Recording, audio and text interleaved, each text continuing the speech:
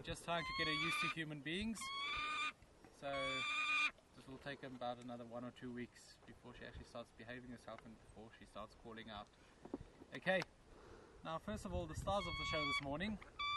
The little one on the right, her name's Amira. She's a Barbary falcon. And we've got Shaker here. She's about 1.5 years old. She's a falcon you would never find in the wild. She's a peregrine falcon crossed with a black Shaheen.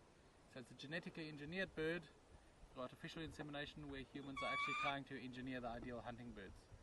Okay, now first of all with falconry, the sport started here about 2,000 years ago with the Bedouins, where they mainly used these birds to supplement their diets with a source of meat. And they've done this actually by hunting with falcon.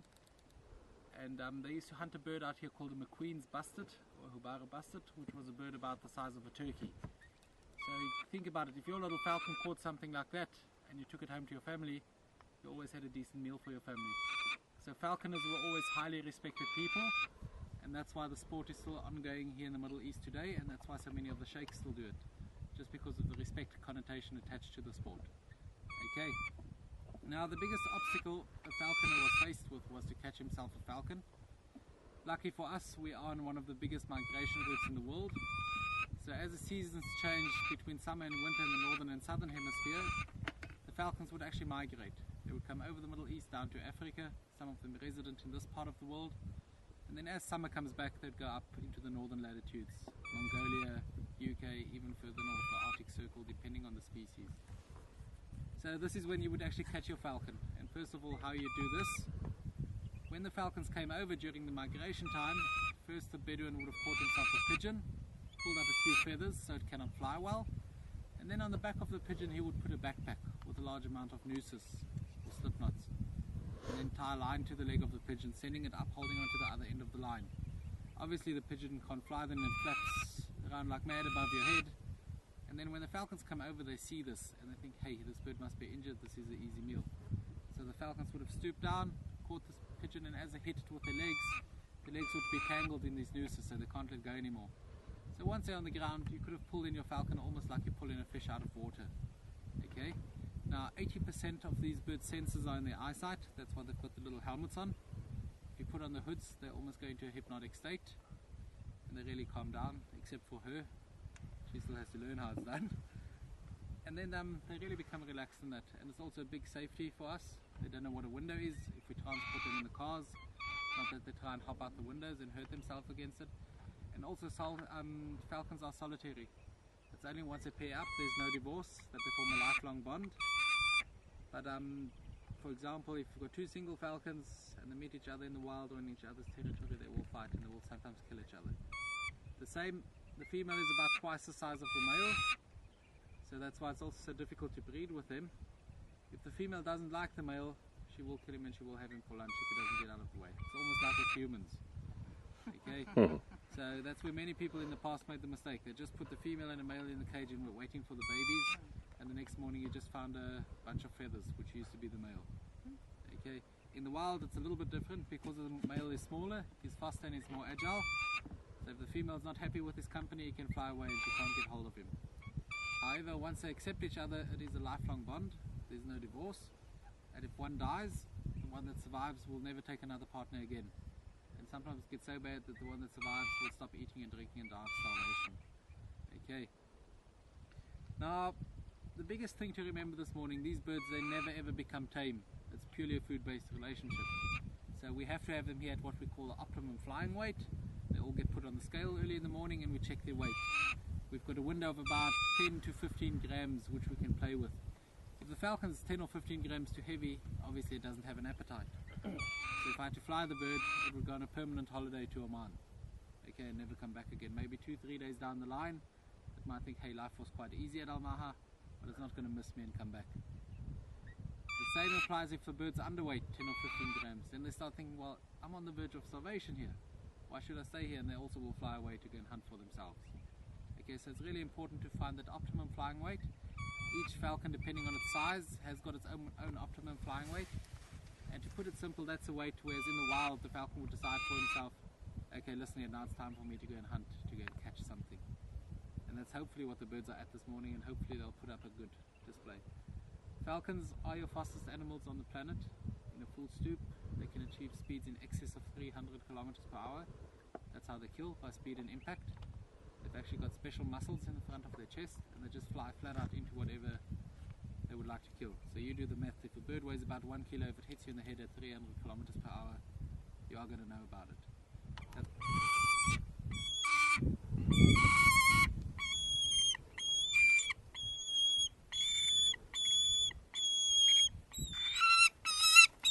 Yes, takeoff is always against the wind. Just like a plane, it gives them a lot more lift. Now this is only the second day I'm letting her take off by herself. Usually what happens, I gave it to one of...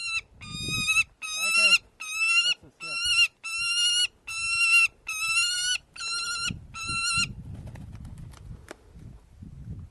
Ugh, myself all tangled up this morning.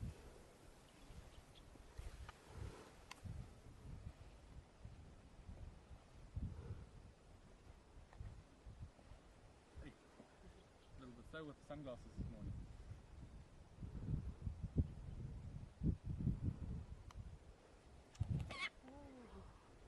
See, using the wind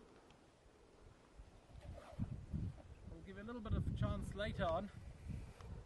Just I needed to get a little bit of exercise because she's still so new. The corner there is not good.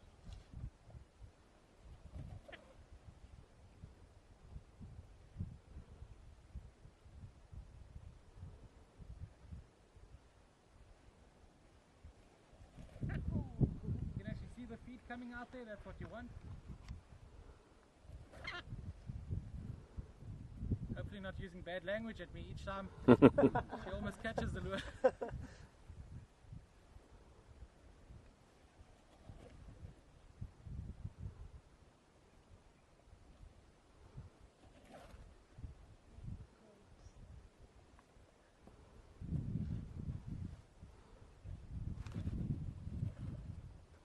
I'm going to give her 1 or 2 more stoops.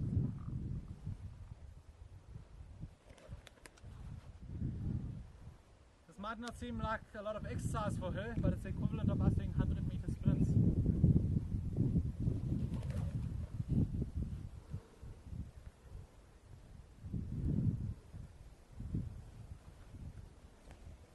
Good!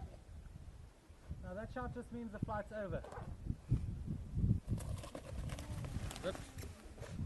Wow.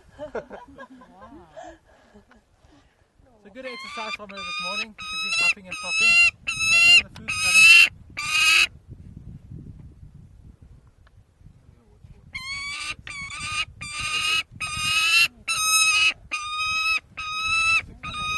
Yesterday she was 697, what to say. Now she'll hold on to that until I convince her to come back to me. Okay, there's the food. So she feels she actually killed the lure. So we convince him to come back with a nice piece of quail meat. So today lunchtime, if there's quail on the menu, you know they didn't finish their breakfast this morning. You can also see how she's opening up her wings. It's called mantling. She's just trying to hide away whatever she caught from any birds of prey bigger than herself or other falcons. Okay. If we had to fly Shaker now, the next falcon, what would happen? Most likely Shaker would attack her for her food. Because it's less effort to steal it from her than what it is to chase the lure. You can also see huge chunks of meat going down. Falcons can't choke, they've got an adaptation, little hooks in the back of their throat. So if the piece of meat going down is too big, it just gets caught in these hooks and they can actually pull it back up. And it's the adaptation they need because the next falcon or the next bird of prey wants to attack them. So all the food gets squeezed into a cavity in the chest called a kirop. You'll see when she's finished. It'll look like she's got a golf ball in her chest.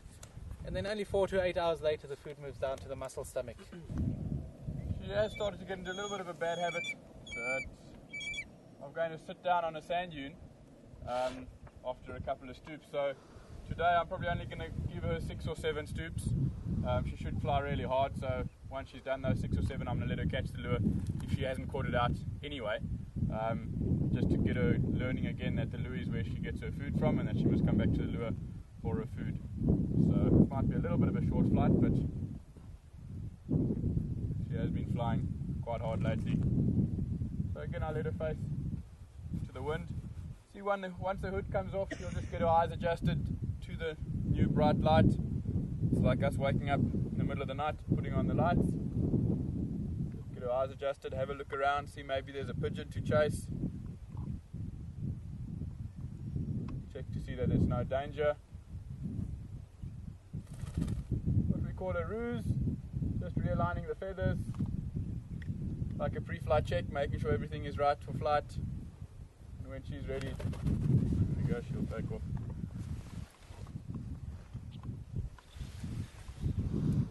So she's going on chasing a pigeon. Hey!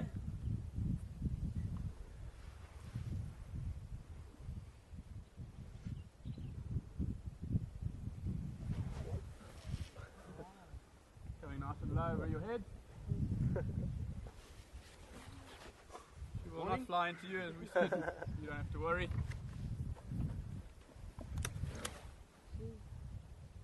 But the bench has to work, it sounds like.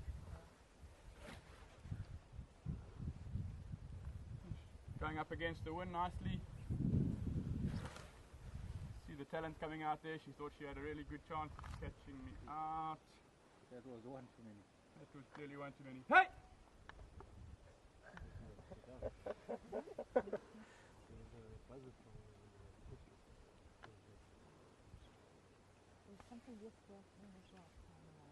Yeah, it's the one that you guys saw after the resort. Yes. Yeah, that's this morning.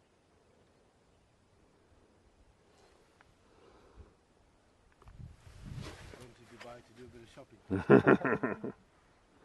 Yeah.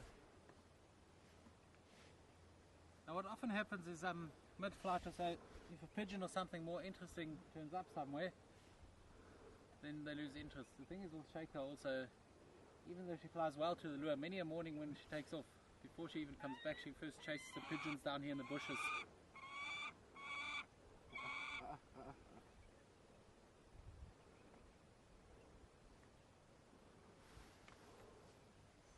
It's not supposed to happen like this. She's not supposed to disappear like this. That makes it all more interesting. Careful, I'll move out of the way for you. Come. Oscar. Look here. Come on.